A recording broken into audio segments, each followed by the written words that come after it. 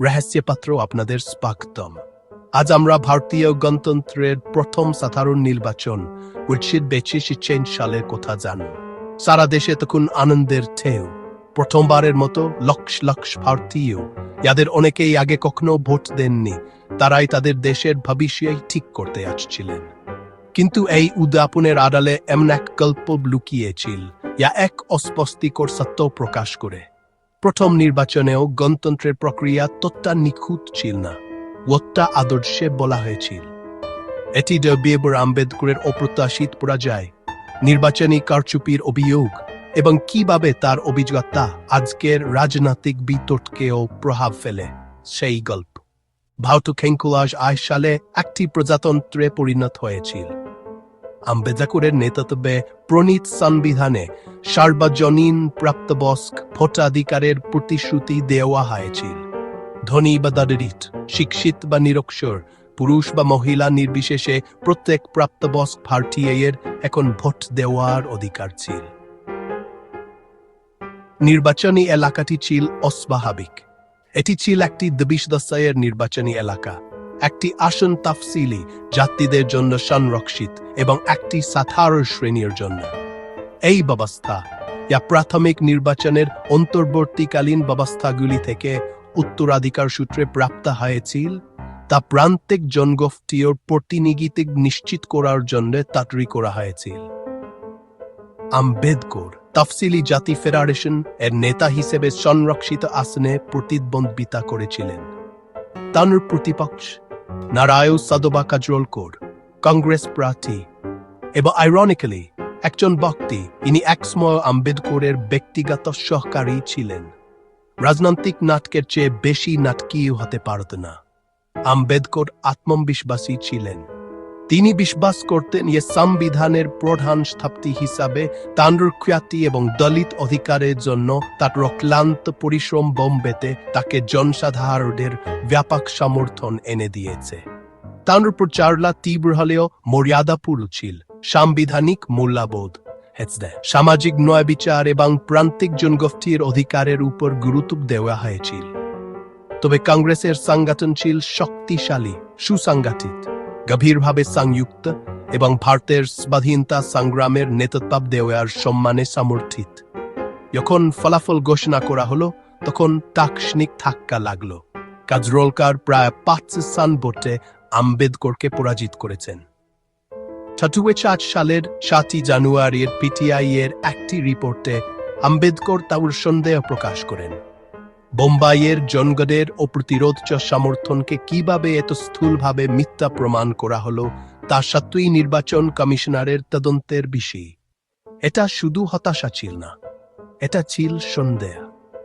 তার সুর এমন একজন মানুষের মতো ছিল, ইনি বিশ্বাস করতেন এ প্রক্রিয়ায় কিছু ভুল হয়েছে, মারাত্মক ভুল। আম্বেদকর সোশ্যালিস্ট পার্টির অশোক মেহতার সাথে নির্বাচন কমিশনের কাছে একটি আনুষ্ঠানিক আবেদন জমা দিয়েছিলেন। এখানে নির্বাচনকে অবাধ ঘোষণার দাবি জানানো হয়েছিল। তাদের দাবিগুলো গুরুতর ছিল। হাইজে গুমায় চিসপাস বাল পেপার বাতিল এবং অচিহ্নিত হিসাবে প্রত্যাখ্যান করা হয়েছিল, যা যে কোনো মানদণ্ডে একটি বিশাল সংখ্যা ভোটার শিক্ষা এবং সম্ভাব্য ইচ্ছাকৃত কারসাজি সম্পর্কে প্রশ্ন তোলে। ভোটারদেরকে কথিত আছে যে তারা একক প্রার্থীকে উভয় ভোট দিতে উৎসাহিত হয়েছিল, যা জনপ্রতিনিধিত্ব আইন 1938 ধারা এর লঙ্ঘন। ভোটারদের ইচ্ছার সম্ভাব্য বিকৃতি। এই ইঙ্গিত এ অনিয়মগুলি এলোমেলো দুর্ঘটনা ছিল না, বরং সংগঠিত হস্তক্ষেপের ফল ছিল। 1946 সালের অক্টোবরে বোম্বে নির্বাচন ট্রাইব্যুনাল এই মামলার শুনানি করে। আম্বেদকর নিজে উপস্থিত হয়ে যুক্তি দিয়েছিলেন।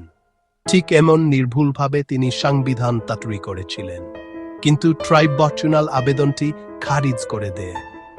পর্যাপ্ত প্রমাণ ছাড়া, যা সেই সময়ে সীমিত নথি সংরক্ষণ এবং কোনো ইলেকট্রনিক নিরীক্ষা না থাকায় প্রায় অসম্ভব ছিল, অনিয়মগুলো অভিযোগ হিসেবে রয়ে।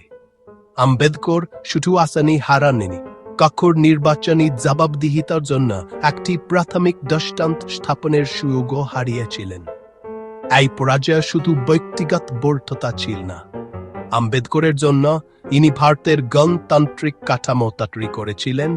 এই অভিজ্ঞতাটা খুব বেদনাদায়ক ছিল, কারণ তিনি এ ব্যবস্থা গড়ে তুলতে সাহায্য করেছিলেন। সেটার শুরুতেই সেটার সাথে আপস করা হচ্ছিল। তিনি আর কখনো লোকসভা নির্বাচনে প্রতিদ্বন্দ্বিতা করেননি।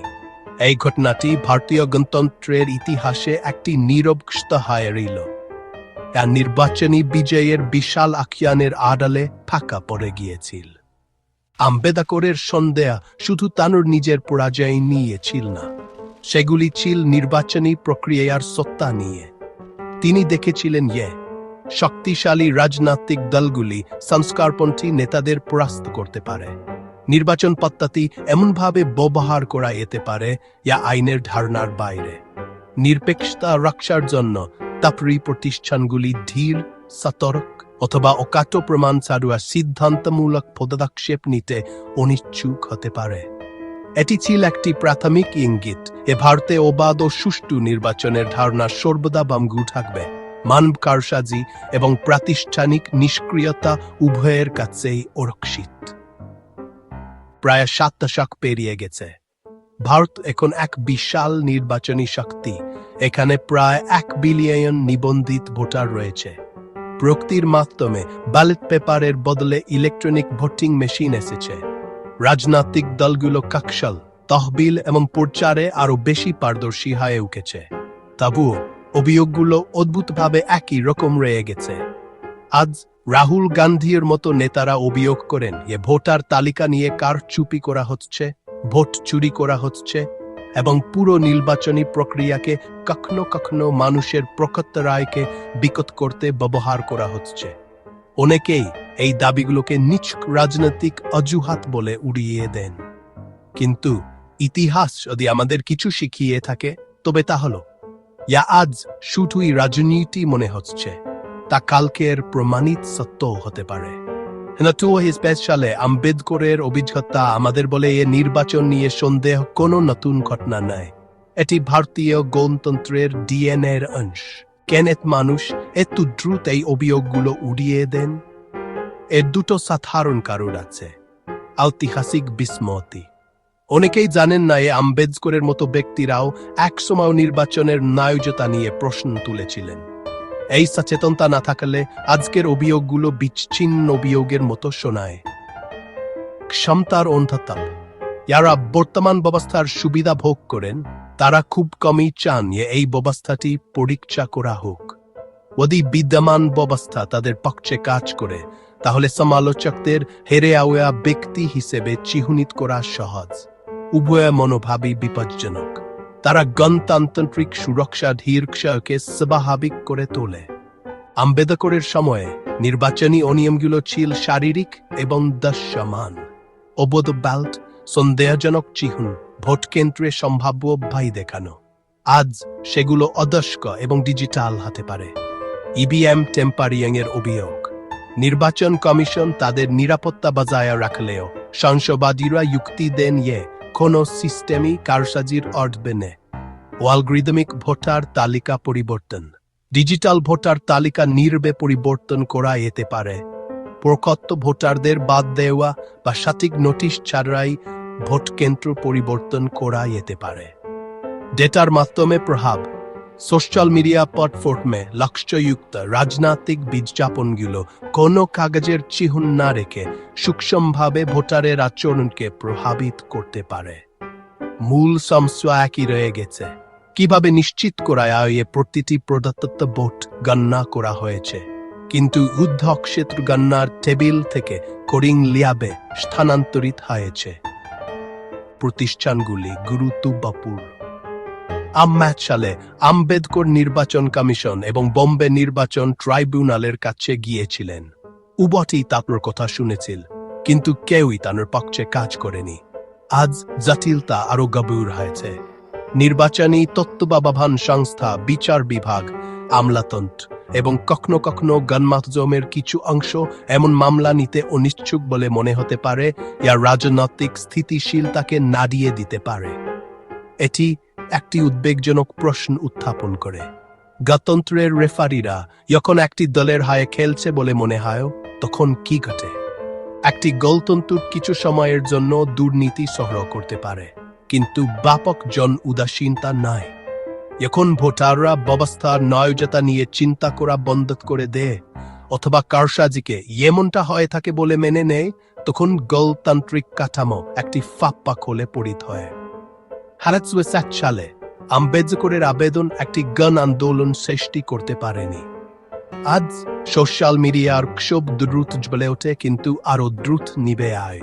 ধরনটা একই, ক্ষণস্থায়ী গোলমাল, কোনো কাঠামোগত পরিবর্তন নেই। একটি গণতন্ত্র ইয়া ন্যায় প্রতিনিধিত্বের নীতির উপর প্রতিষ্ঠিত কেন প্রায়শই অন্যায় নির্বাচন সহ্য করে? এর উত্তর ভয় এবং সুবিধার মিশ্রণে নিহিত। অস্থিরতার ভয়।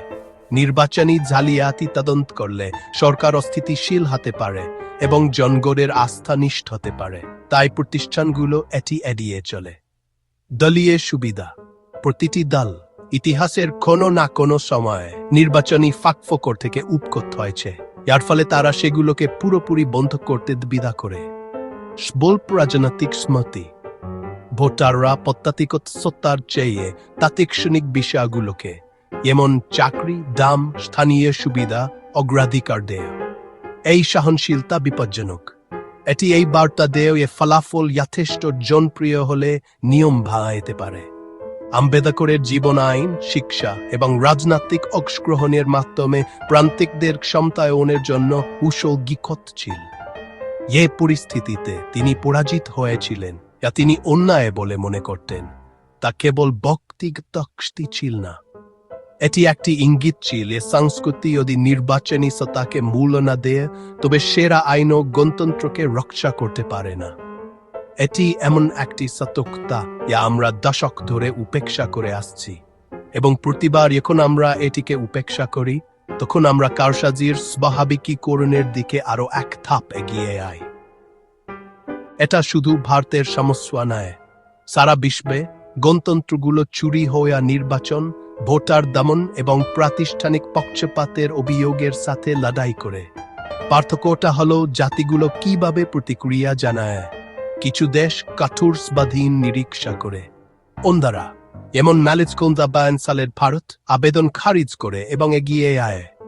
ফলাফল একই বিতর্ক প্রজন্ম থেকে প্রজন্মান্তর পুনরাবৃত্তি হয়। আম্বেদকরের পরাজয় থেকে আধুনিক বিবাদ পর্যন্ত শিক্ষাগুলো স্পষ্ট। প্রতিপত্তির চেয়ে স্পষ্টতা। কোনো প্রতিষ্ঠানেরই তার খ্যাতির আড়ালে লুকানো উচিত নয়। প্রতিটি অভিযোগ প্রকাশ্যে পরীক্ষা করা উচিত।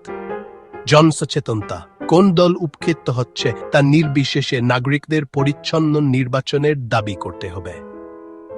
স্বাধীন তদারকি। নির্বাচন পূর্ববেক্ষণকে রাজনৈতিক প্রভাব থেকে মুক্ত রাখতে হবে। গণতন্ত্র এমন কোনো উপহার নেই যা আমরা একবার পাই। এটি একটি বিশ্বাস যা আমাদের প্রতিদিন রক্ষা করতে হবে। 1928 সালে আম্বেদকর এটি রক্ষা করার চেষ্টা করেছিলেন এবং ব্যর্থ হয়েছিলেন। সেই ব্যর্থতা এখনো আমাদের সাথে আছে।